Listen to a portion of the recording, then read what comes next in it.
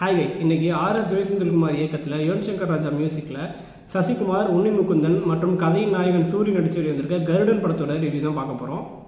சசிகுமார், ஆதி, உன்னி முகுந்தன், கருணா இவங்க 2 பேரும் சின்ன வயசுலேருந்தே ஃப்ரெண்ட்ஸு. கருணா வீட்டில் வேலை செய்கிறது தான் நம்ம சொக்கன் சூரி.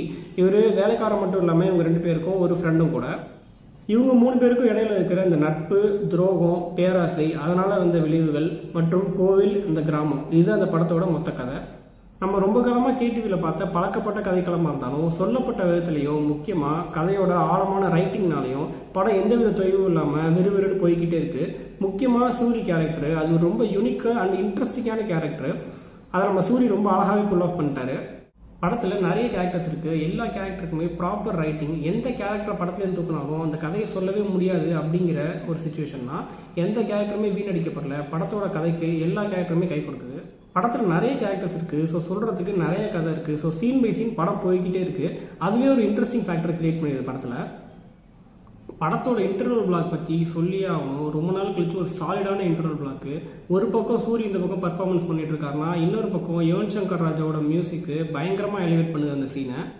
முக்கியமாக திருவிழாக்களில் கேட்கக்கூடிய அந்த கிராமத்து இசை, அந்த சாமி ஆடும்போது வரக்கூடிய அந்த சவுண்டு, அதை மிக்ஸ் பண்ணி போட்டிருக்க அந்த ரூட்டடான பிஜிஎம் ப்ளஸ் சூரியோட ஆட்டம் இன்டர்வல் பிளாக்கை ரொம்ப ரசிக்கும்படியாக வச்சுருக்காங்க. படம் பார்க்குற நமக்கே சாமி வந்துடும் போல் அந்த அளவுக்கு தேட்டரே சும்மா தெரிக்குது.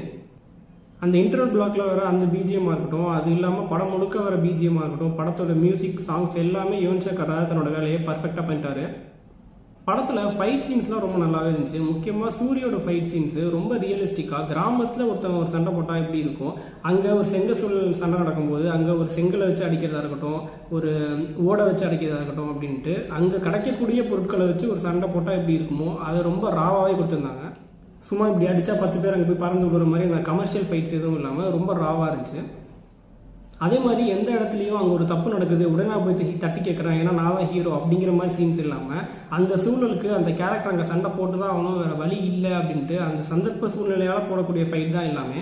ஸோ என்னதான் இந்த படம் ஒரு பழக்கப்பட்ட கதைக்களமாக இருந்தாலும் சூரியோட பக்காவான பர்ஃபார்மன்ஸ் அண்ட் கேரக்டர் ஆர்க்குக்காகவும் இந்த படத்தோட விறுவிறுப்பான ஸ்க்ரீன் பிளேக்காகவும் இந்த படத்தை கண்டிப்பாக தேட்டரில் போய் பார்க்கலாம். So thank you guys. இன்னொரு வீடியோவில் உங்கள் எல்லாரையும் பார்க்குறேன். பாய்.